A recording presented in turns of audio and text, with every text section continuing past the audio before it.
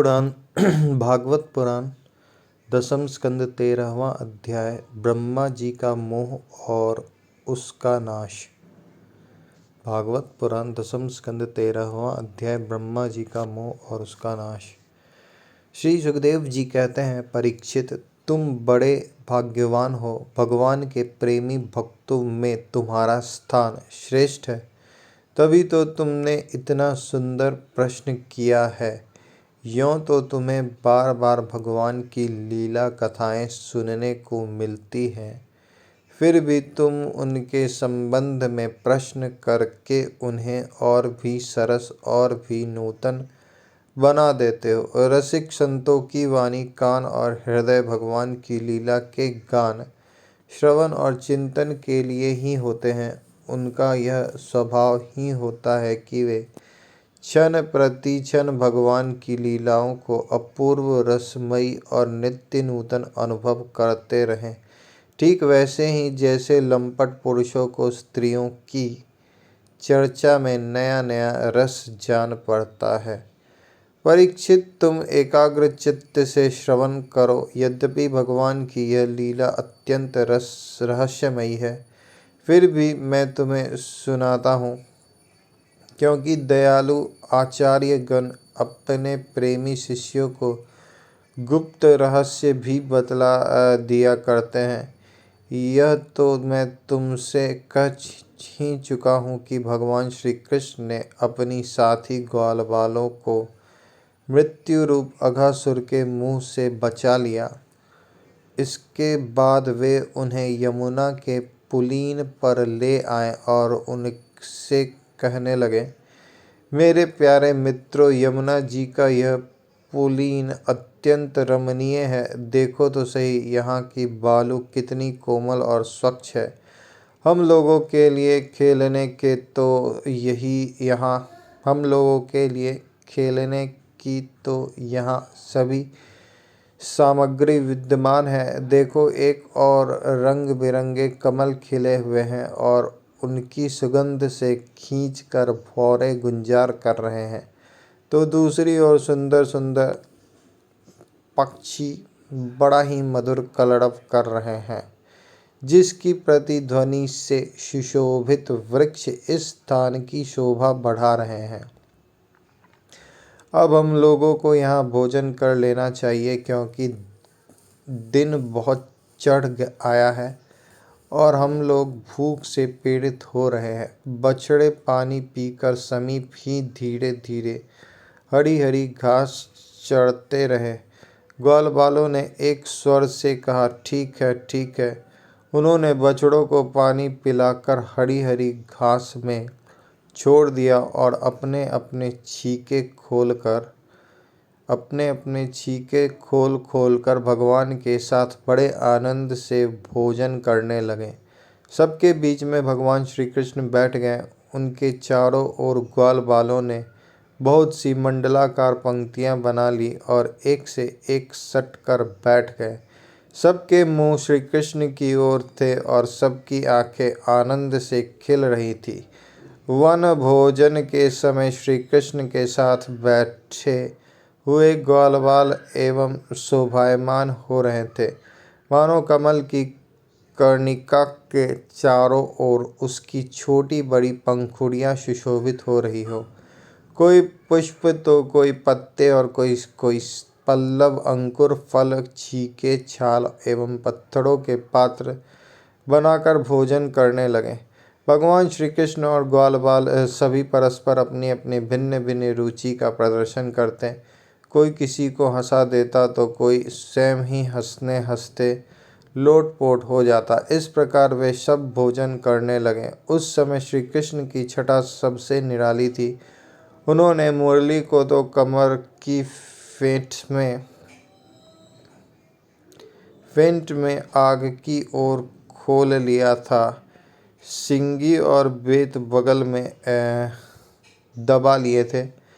बाएं हाथ में बड़ा ही मधुर घृत मिश्रित दही भात का ग्रास था और अंगुलियों में अदरक, नींबू आदि के अचार मुरब्बे दबा रखे थे।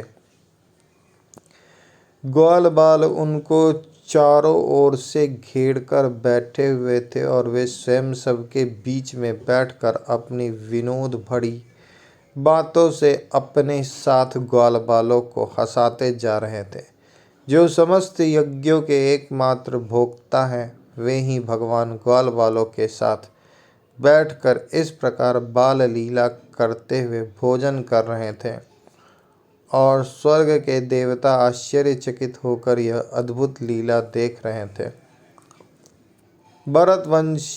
भरतवंश शिरोमणि इस प्रकार भोजन करते करते ग्वाल बाल भगवान की इस रहस्यमय लीला में तन्मय हो गए। उसी समय उनके बछड़े हरी हरी घास के लालच से घोर जंगल में बड़ी दूर निकल गए। जब ग्वाल बालों का ध्यान उस ओर गया तब तो वे भयभीत हो गए। उस समय अपने भक्तों के भय को भगा देने वाले भगवान श्री कृष्ण ने कहा, मेरे प्यारे मित्रों, तुम लोग भोजन करना बंद मत करो, मैं अभी बछड़ों को लिए आता हूँ। ग्वाल बालों से इस प्रकार कहकर भगवान श्री कृष्ण हाथ में दही भात का कौड़ लिए ही पहाड़ों, गुफाओं, कुंजों एवं अन्यान्य भयंकर स्थानों में अपने तथा साथियों के बछड़ों को ढूंढने चले दिए। परीक्षित, ब्रह्मा जी पहले से ही आकाश में उपस्थित थे। प्रभु के प्रभाव से अघासुर का मोक्ष देखकर उन्हें बड़ा आश्चर्य हुआ। उन्होंने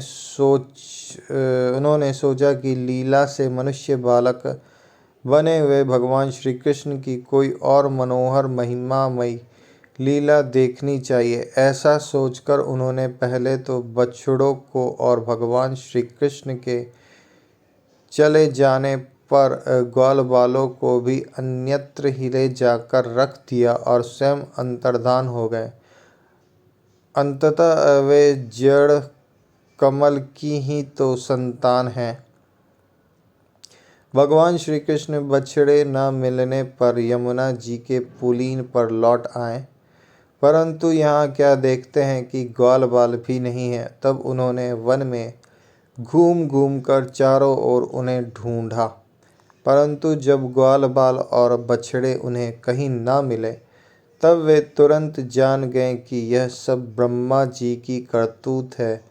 वे तो सारे विश्व के एकमात्र ज्ञाता हैं। अब भगवान श्री कृष्ण ने बछड़ों और ग्वाल बालों की माताओं को तथा ब्रह्मा जी को भी आनंदित करने के लिए अपने आप को ही बछड़ों और ग्वाल बालों दोनों के रूप में बना लिया। भगवान सर्वसमर्थ हैं।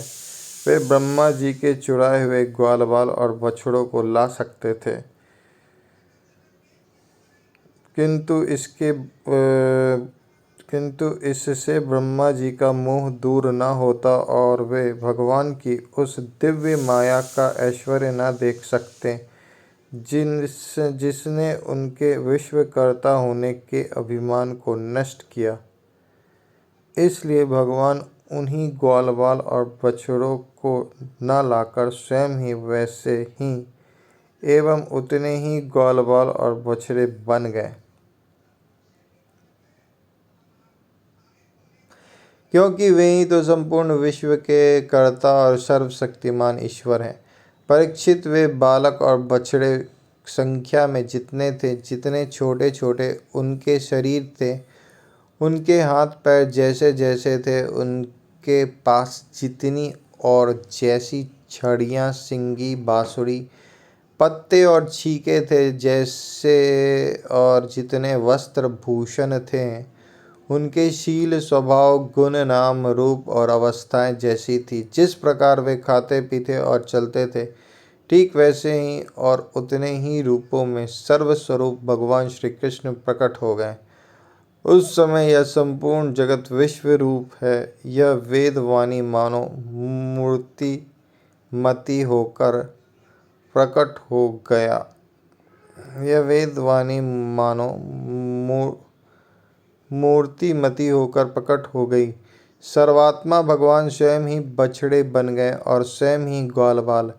अपने आत्मस्वरूप बछड़ों को अपने आत्मस्वरूप ग्वालवालों के द्वारा घेर कर अपने ही साथ अनेकों प्रकार के खेल खेलते हुए उन्होंने व्रज में प्रवेश किया। परीक्षित, जिस ग्वालवाल के जो बछड़े थे उन्हें उसी ग्वालवाल के रूप से अलग अलग ले जाकर उसकी बाखल में घुसा दिया और विभिन्न बालकों के रूप में उनके भिन्न भिन्न घरों में चले गए।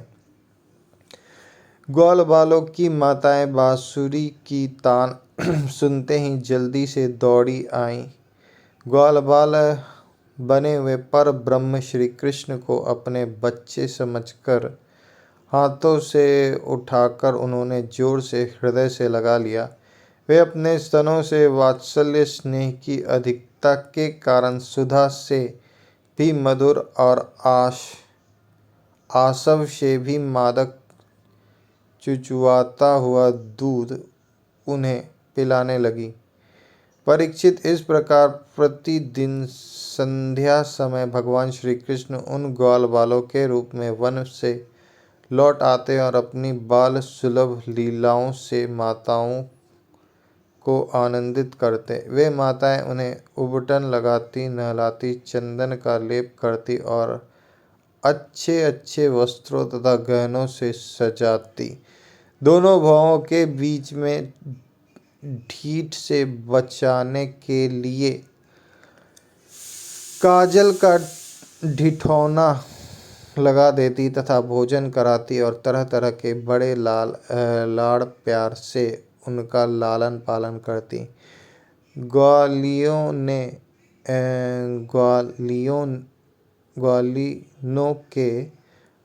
ग्वालिनों के समान गौएं भी जब जंगल में से चढ़कर जल्दी जल्दी लौटती और उनकी हुंकार सुनकर उनके प्यारे बछड़े दौड़कर उनके पास आ जाते, तब वे बार बार उन्हें अपने जीभ से चाटती और अपना दूध पिलाती।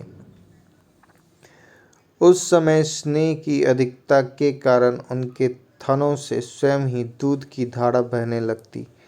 इन गायों और ग्वालिनों का मातृभाव पहले जैसा ही ऐश्वर्य ज्ञान रहित और विशुद्ध था। हाँ, अपने असली पुत्रों की अपेक्षा इस समय उनका स्नेह अवश्य अधिक था। इसी प्रकार भगवान भी उनके पहले पुत्रों के समान ही पुत्र भाव दिखला रहे थे, परंतु भगवान में उन बालकों के जैसा मोह का भाव नहीं था कि मैं इनका पुत्र हूँ। अपने अपने बालकों के प्रति व्रजवासियों की स्नेहलता दिन प्रतिदिन 1 वर्ष तक धीरे धीरे बढ़ती ही गई, यहाँ तक कि पहले श्री कृष्ण में उनका जैसा असीम और अपूर्व प्रेम था, वैसा ही अपने इन बालकों के प्रति भी हो गया। इस प्रकार सर्वात्मा श्री कृष्ण बछड़े और ग्वालवालों के बहाने गोपाल बनकर अपने बालक रूप से वत्स रूप का पालन करते हुए 1 वर्ष तक वन और गोष्ठ में क्रीड़ा करते रहे। जब 1 वर्ष पूरा होने में 5-6 रातें शेष थीं, तब एक दिन भगवान श्री कृष्ण बलराम जी के साथ बछड़ों को चराते हुए वन में गए। उस समय गौएं गोवर्धन की चोटी पर घास चर रही थी। वहां से उन्होंने व्रज के पास ही घास चरते हुए बहुत दूर अपने बछड़ों को देखा। बछड़ों को देखते ही गौओं का वात्सल्य स्नेह उमड़ आया।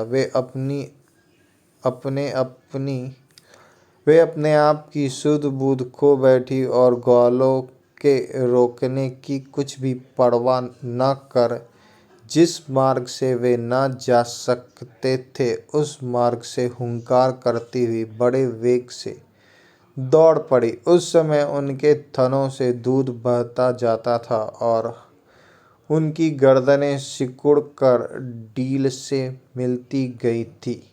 वे पूछ तथा सिर उठाकर इतने वेग से दौड़ रही थी कि मालूम होता था मानो उनके 2 ही पैर हैं। जिन गौओं के और भी बछड़े हो चुके थे, वे भी गोवर्धन के नीचे अपने पहले बछड़ों के पास दौड़ आईं और उन्हें स्नेहवश अपने आप बहता हुआ दूध पिलाने लगी। उस समय वे अपने बच्चों का एक एक अंग ऐसे चाव से चाट रही थीं मानो उन्हें अपने पेट में रख लेंगी। गोपों ने उन्हें रोकने का बहुत कुछ प्रयत्न किया, परंतु उनका सारा प्रयत्न व्यर्थ रहा। उन्हें अपनी विफलता पर कुछ लज्जा और गायों पर बड़ा क्रोध आया। जब वे बहुत कष्ट उठाकर उस कठिन मार्ग से उस स्थान पर पहुँचे, तब उन्होंने बछड़ों के साथ अपने बालकों को भी देखा। अपने बच्चों को देखते ही उनका हृदय प्रेम रस से सराबोर हो गया। बालकों के प्रति अनुराग की बाढ़ आ गई। उनका क्रोध न जाने कहाँ हवा हो गया। उन्होंने अपने अपने बालकों को गोद में उठाकर हृदय से लगा लिया और उनका मस्तक सूंघकर अत्यंत आनंदित हुए। बूढ़े गोपों को अपने बालकों के आलिंगन से परम आनंद प्राप्त हुआ। वे निहाल हो गए, फिर बड़े कष्ट से उन्हें छोड़कर धीरे धीरे वहां से गए। जाने के बाद भी बालकों के और उनके आलिंगन के स्मरण से उनके नेत्रों से प्रेम के आंसू बहते रहे। बलराम जी ने देखा कि व्रजवासी गोप गौएं और ग्वालिनों की उन संतानों पर भी जिन्होंने अपनी माँ का दूध पीना छोड़ दिया है, क्षण प्रति क्षण प्रेम संपत्ति और उसके अनुरूप उत्कंठा बढ़ती ही जा रही है। तब वे विचार में पड़ गए, क्योंकि उन्हें इसका कारण मालूम न था।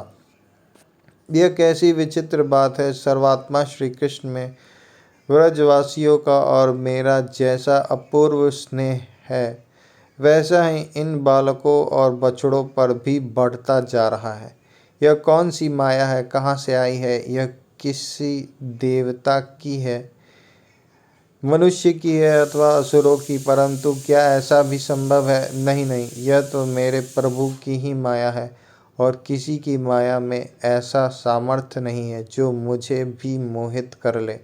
बलराम जी ने ऐसा विचार करके ज्ञान दृष्टि से देखा तो उन्हें ऐसा मालूम हुआ कि इन सब बछड़ों और ग्वालवालों के रूप में केवल श्री कृष्ण ही श्री कृष्ण है। तब उन्होंने श्री कृष्ण से कहा, भगवान, ये ग्वालवाल और बछड़े न देवता हैं और न तो कोई ऋषि ही। इन भिन्न भिन्न रूपों का आश्रय लेने पर भी आप अकेले ही इन रूपों में प्रकाशित हो रहे हैं। कृपया स्पष्ट करके थोड़े में ही सब बतला दीजिए कि आप इस प्रकार बछड़े, बालक, सिंगी, रस्सी आदि के रूप में अलग अलग क्यों प्रकाशित हो रहे हैं। तब भगवान ने ब्रह्मा की सारी करतूत सुनाई और बलराम जी से सब बातें जान ली। परीक्षित, तब तक ब्रह्मा जी ब्रह्मलोक से व्रज में लौट आए। उनके कालमान से अब तक केवल एक त्रुटि, जितनी देर में तीखी सुई से कमल की पंखुड़ी छीदे समय व्यतीत होता था। उन्होंने देखा कि भगवान श्री कृष्ण ग्वालवाल और बछड़ों के साथ 1 साल से पहले की भांति ही क्रीड़ा कर रहे हैं। वे सोचने लगे, गोकुल में जितने भी ग्वालवाल और बछड़े थे, वे तो मेरी मायामयी शैया पर सो रहे हैं। उनको तो मैंने अपनी माया से अचेत कर दिया था। वे तब से अब तक सचेत नहीं हुए। तब मेरी माया से मोहित ग्वालवाल और बछड़ों के अतिरिक्त ये उतने ही दूसरे बालक तथा बछड़े कहाँ से आ गए, जो 1 साल से भगवान के साथ खेल रहे हैं। ब्रह्मा जी ने दोनों स्थानों पर दोनों को देखा और बहुत देर तक ध्यान करके अपनी ज्ञान दृष्टि से उनका रहस्य खोलना चाहा, परंतु हम दोनों में कौन से पहले के ग्वालवाल हैं और कौन से पीछे बना लिए गए हैं, इनमें से कौन सच्चे हैं और कौन बनावटी, यह बात वे किसी प्रकार न समझ सके। भगवान श्री कृष्ण की माया में तो सभी मुग्ध हो रहे हैं, परंतु कोई भी माया मोह भगवान का स्पर्श नहीं कर सकता। ब्रह्मा जी उन्हें भगवान श्री कृष्ण को अपनी माया से मोहित करने चले थे, किंतु उनको मोहित करना तो दूर रहा, वे अजन्मा होने पर भी अपनी ही माया अपने आप मोहित हो गए।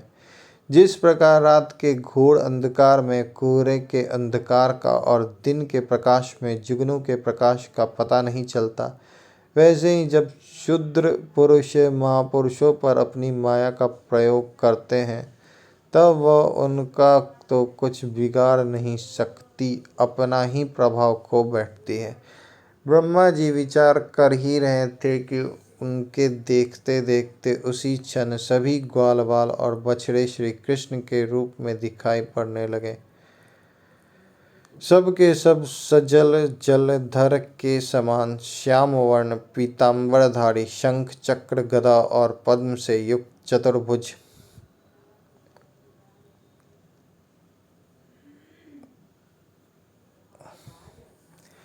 सबके सिर पर मुकुट, कानों में कुंडल और कंठों में मनोहर हार तथा वनमालाएं शोभायमान हो रही थी। उनके वक्षस्थल पर सुवर्ण की सुनहली रेखा, श्रीवत्स, बाहुओं में बाजूबंद, कलाइयों में षडंकार, रत्नों से जड़े कंगन, चरणों में नुपुर और करे, कमरे में करधनी तथा अंगुलियों में अंगूठियां जगमगा रही थी।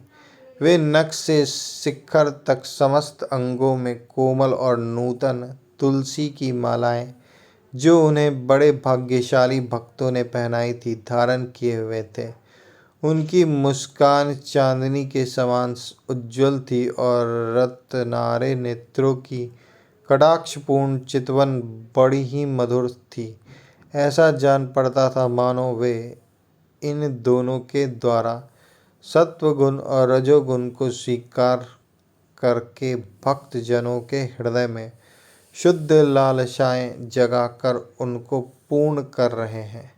ब्रह्मा जी ने यह भी देखा कि उन्हीं के जैसे दूसरे ब्रह्मा से लेकर तृण तक सभी चराचर जीव मूर्तिमान होकर नाचते गाते अनेक प्रकार की पूजा सामग्री से अलग अलग भगवान के उन सब रूपों की उपासना कर रहे हैं। उन्हें अलग अलग अनिमा महिमा आदि सिद्धियां, माया विद्या आदि विभूतियां और महत्त्व आदि 24 तत्व चारों ओर से घेरे हुए हैं। प्रकृति में क्षोभ उत्पन्न करने वाले काल, उसके परिणाम का कारण स्वभाव, वासनाओं को जगाने वाला संस्कार, कामनाएं, कर्म, विषय और फल सभी मूर्तिमान होकर भगवान के प्रत्येक रूप की उपासना कर रहे हैं। भगवान की सत्ता और महत्ता के सामने उन सभी की सत्ता और महत्ता अपना अस्तित्व खो बैठी थी। ब्रह्मा जी ने यह भी देखा कि वे सभी भूत, भविष्यत और वर्तमान काल के द्वारा सीमित नहीं है, त्रिकाला बाधित सत्य है। वे सब के सब स्वयं प्रकाश और केवल अनंत आनंद स्वरूप हैं। उनमें जड़ता अथवा चेतनता का भेदभाव नहीं है। वे सब के सब एक रस हैं। यहाँ तक कि उपनिषद दर्शी तत्वज्ञानियों की दृष्टि भी उनकी अनंत महिमा का स्पर्श नहीं कर सकती। इस प्रकार ब्रह्मा जी ने एक साथ ही देखा कि वे सब के सब उन पर ब्रह्म परमात्मा श्री कृष्ण की ही स्वरूप हैं, जिनके प्रकाश से यह सारा चराचर जगत प्रकाशित हो रहा है। यह अत्यंत आश्चर्यमय दृश्य देखकर ब्रह्मा जी तो चकित रह गए। उनकी 11 इंद्रियां, 5 कर्मेंद्रियां, 5 ज्ञानेंद्रियां और एक मन क्षुब्ध एवं स्तब्ध रह गई। वे भगवान के तेज से निस्तेज होकर मौन हो गए। उस समय वे ऐसे स्तब्ध होकर खड़े रह गए मानो व्रज के अधिष्ठात्री देवता के पास एक पुतली खड़ी हो। परीक्षित, भगवान का स्वरूप तर्क से परे है, उसकी महिमा असाधारण है। वह स्वयं प्रकाश, आनंद स्वरूप और माया से अतीत है। वेदांत भी साक्षात रूप से उसका वर्णन करने में असमर्थ है, इसलिए उससे भिन्न का निषेध करके आनंद स्वरूप ब्रह्मा का किसी प्रकार कुछ संकेत करता है। यद्यपि ब्रह्मा जी समस्त विद्याओं के अधिपति हैं, तथापि भगवान के दिव्य स्वरूप को वे तनिक भी न समझ सके कि यह क्या है। यहाँ तक कि वे भगवान के उन महिमामय रूपों को देखने में भी असमर्थ हो गए। उनकी आंखें मूंद गई। भगवान श्री कृष्ण ने ब्रह्मा के इस मोह और असमर्थता को जानकर बिना किसी प्रयास के तुरंत अपनी माया का पर्दा हटा दिया। इससे ब्रह्मा जी को ब्रह्म ज्ञान हुआ। वे मानो मरकर फिर जी उठे। सचेत होकर उन्होंने ज्यों त्यों करके बड़े कष्ट से अपने नेत्र खोले। तब कहीं उन्हें अपना शरीर और यह जगत दिखाई पड़ा। फिर ब्रह्मा जी जब चारों ओर देखने लगे, तब पहले दिशाएं और उसके बाद तुरंत ही उनके सामने वृंदावन दिखाई पड़ा। वृंदावन सबके लिए एक सा प्यारा है। जिधर देखिए उधर ही जीवों को जीवन देने वाले फल और फूलों से लदे हुए, हरे हरे पत्ते से लहलहाते हुए वृक्षों की पत्ती शोभा पा रही है। भगवान श्री कृष्ण की लीला भूमि होने के कारण वृंदावन धाम में क्रोध, तृष्णा आदि दोष प्रवेश नहीं कर सकते और वहाँ स्वभाव से ही परस्पर दुस्तज्य वैर रखने वाले मनुष्य और पशु पक्षी भी प्रेमी मित्रों के समान हिल मिलकर एक साथ रहते हैं। ब्रह्मा जी ने वृंदावन का दर्शन करने के बाद देखा कि अद्वितीय परब्रह्म गोप वंश के बालक का सा नाट्य कर रहा है। एक होने पर भी उसके सखा है, अनंत होने पर भी वह इधर उधर घूम रहा है और उसका ज्ञान अगाध होने पर भी वह अपने ग्वाल बाल और बछड़ों को ढूंढ रहा है। ब्रह्मा जी ने देखा कि जैसे भगवान श्री कृष्ण पहले अपने हाथ में दही भात का कौड़ लिए उन्हें ढूंढ रहे थे, वैसे ही अब भी अकेले ही उनकी खोज में लगे हैं। भगवान को देखते ही ब्रह्मा जी अपने वाहन हंस पर से कूद पड़े और सोने के समान चमकते हुए अपने शरीर से पृथ्वी पर दंड की भांति गिर पड़े। उन्होंने अपने चारों मुकुटों के अग्रभाग से भगवान के चरण कमलों का स्पर्श करके नमस्कार किया और आनंद के आंसुओं की धारा से उन्हें नहला दिया। वे भगवान श्री कृष्ण की पहले देखी हुई महिमा का बार बार स्मरण करते, उनके चरणों पर गिरते और उठ उठकर फिर गिर पड़ते। इस प्रकार बहुत देर तक वे भगवान के चरणों में ही पड़े रहते। फिर धीरे धीरे उठे और अपने नेत्रों के आंसू पोंछे। प्रेम और मुक्ति के एकमात्र उद्गम भगवान को देखकर उनका सिर झुक गया। वे कांपने लगे। अंजलि बांधकर बड़ी नम्रता और एकाग्रता के साथ गदगद वाणी से वे भगवान की स्तुति करने लगे।